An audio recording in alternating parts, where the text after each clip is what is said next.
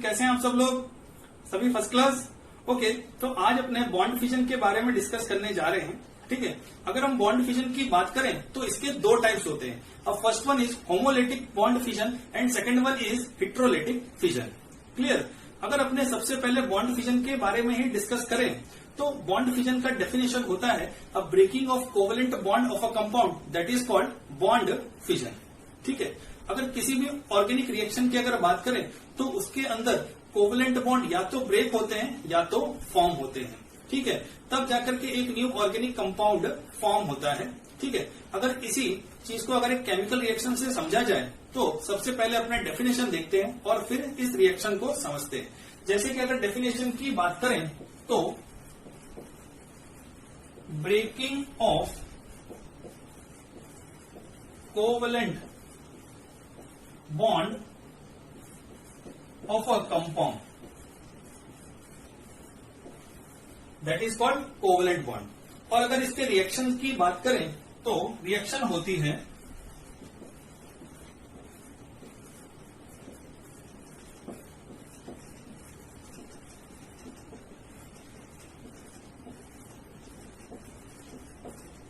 Okay, जिसमें CH3 CH2 beer जिसको अपने बोलते हैं ब्रोमो इथेन वो हुआ सबस्ट्रेट और OH माइनस हुआ रिएजेंट। क्लियर? और ये होता है प्रोडक्ट। क्लियर? तो इस रिएक्शन के अंदर अपने ने बॉन्ड फिजन देखा। क्लियर? अब देखते हैं इसके टाइप्स के बारे में, जिसमें सबसे पहले अपने डिस्कस करेंगे होमोलिटिक फिजन। Okay,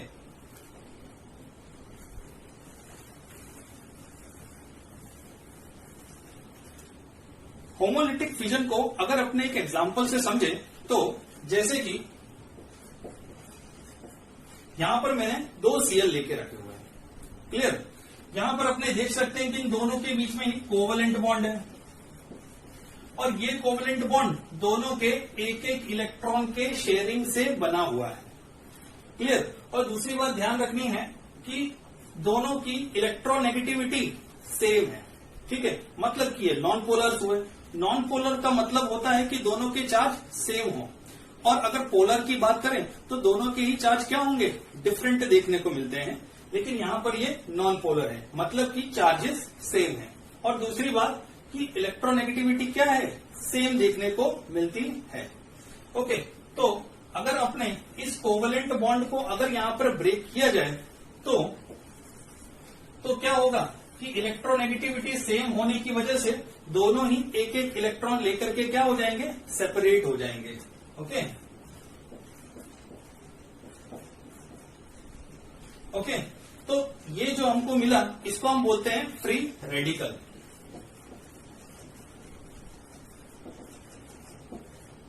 clear? और यहां पर कैटालिस्ट के फॉर्म पे मोस्ट प्रोबेबली हीट और सनलाइट देखने को मिलता है। अगर हम इसके दूसरे भी कैटालिस्ट की बात करें तो ध्यान रख लो, हेल्पर बोला जाता है उसको। ठीक है, E से H से क्या हुआ, हीट, E से हुआ इलेक्ट्रिक सिटी, L से हुआ लाइट, P से हुआ पेरोक्साइड। ओके, और R से हुआ रेडिकल। क्लियर? तो इतने टाइप के कैटालिस्ट अपने यूज करते हैं। ओके, तो यहां पर अपने ने देखा कि फ्री रेडिकल। ठीक है, तो फ्री रेडिकल की अगर अपने बात करें तो फ्री रेडिकल क्या होते हैं, ये हाईली रिएक्टिव होते हैं। ठीक है, और इनका टाइम स्पेन बहुत ही छोटा देखने को मिलता है, मतलब शॉर्ट लाइफ पीरियड होती है। क्लियर? और दूसरी अगर बात करें तो यही फ्री रेडिकल अपने पास एज अ इंटरमीडिएट रिएक्शन के फॉर्म में भी होते हैं। ओके, तो ये अपने ने होमोलिटिक फिजन के बारे में देखा। तो होमोलिटिक फिजन में अपने ने सबसे पहले क्या देखा कि हमारे पास दो सेम टाइप के ही एटम थे। जैसे कि मैंने यहां पर Cl और Cl लेके रखा है, दोनों की इलेक्ट्रोनेगेटिविटी सेम है और दोनों ही क्या है, नॉन पोलर। क्लियर? और अगर इससे रिलेटेड कोई दूसरे भी एग्जांपल लेंगे तो यही प्रॉपर्टी वहां भी एप्लीकेबल होगी। ओके, तो इस तरह से अपने को यहां पर क्या मिलता है, फ्री रेडिकल। और अगर इसी चीज को अगर हम एक दूसरे एग्जांपल से समझे तो जैसे कि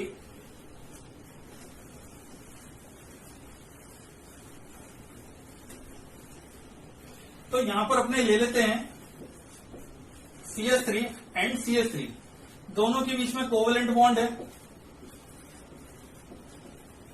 क्लियर? ओके, अगर इसको ब्रेक किया जाए तो एक इलेक्ट्रॉन इधर चला जाएगा, दूसरा इलेक्ट्रॉन इधर चला जाएगा। ओके, तो क्या मिलते हैं? Free radical.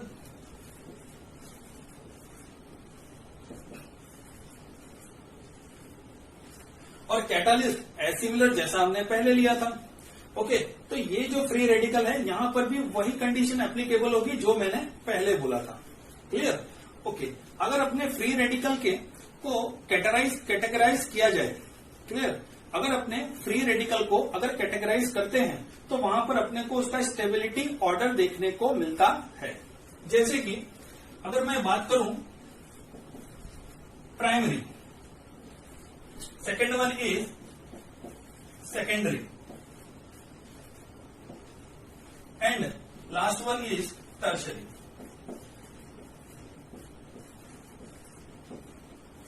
ओके, तो इनमें से सबसे ज्यादा स्टेबल क्या होगा फ्री रेडिकल में? टर्शरी। ओके,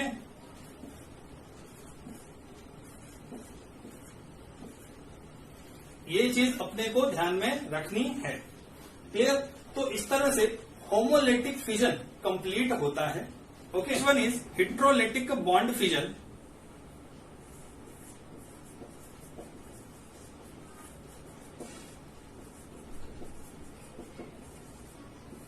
ओके, तो हेट्रोलिटिक बॉन्ड फिजन को अपने यहां पर एक एग्जांपल से समझते हैं। यहां पर हमको ध्यान रखना है कि यहां पर इलेक्ट्रोनेगेटिविटी में डिफरेंस देखने को मिलेगा और ये पोलार होते हैं। ठीक है, अगर अपने इसको एक एग्जांपल में देखें तो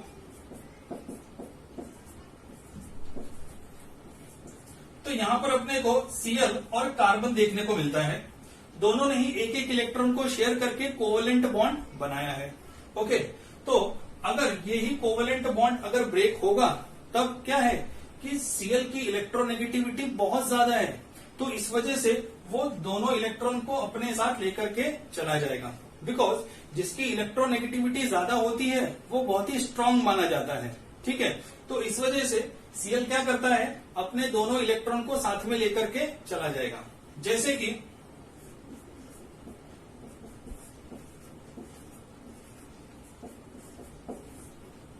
ओके, तो अपने को ये स्ट्रक्चर देखने को मिलती है। ध्यान रखना है कि अगर कार्बन के ऊपर पॉजिटिव चार्ज देखने को मिले तो हम उसको बोलते हैं कार्ब कैटायन, और अगर कार्बन के ऊपर नेगेटिव चार्ज देखने को मिले तो उसको बोलते हैं कार्ब एनायन। ओके, और ये दोनों ही कार्ब एनायन और कार्ब कैटायन ये दोनों ही एज अ रिएक्शन इंटरमीडिएट होते हैं। क्लियर? तो इस तरह से अपने को समझ में आ गया कि हेट्रोलिटिक बॉन्ड फिजन क्या होता है। ठीक है, अगर अपने इसके फैक्टर्स की बात करें, क्लियर, अगर हम इसके फैक्टर्स की ही बात करें तो इसका फर्स्ट नंबर का फैक्टर होगा कि कार्ब कैटायन और कार्ब एनायन क्या होते हैं, रिएक्शन इंटरमीडिएट।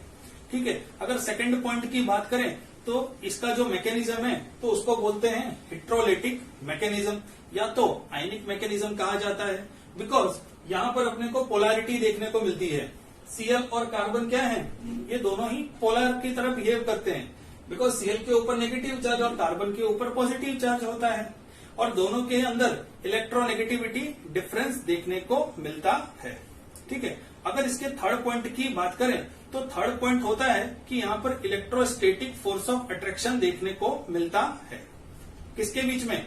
आयंस के बीच में। ओके, तो अगर अपने इसके फैक्टर्स की बात करें तो सबसे पहला पॉइंट होगा यहां पर reaction intermediate.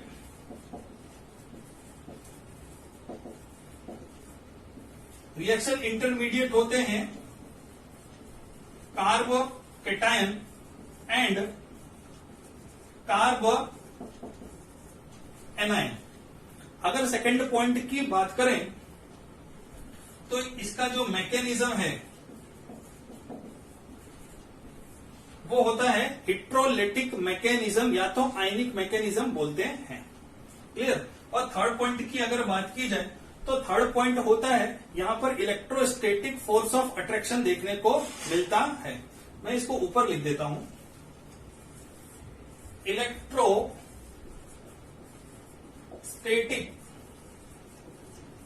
Force of attraction between ions. Okay, तो इस तरह से homolytic fission and heterolytic fission complete होता है। क्लियर? मिलते हैं नेक्स्ट लेक्चर में।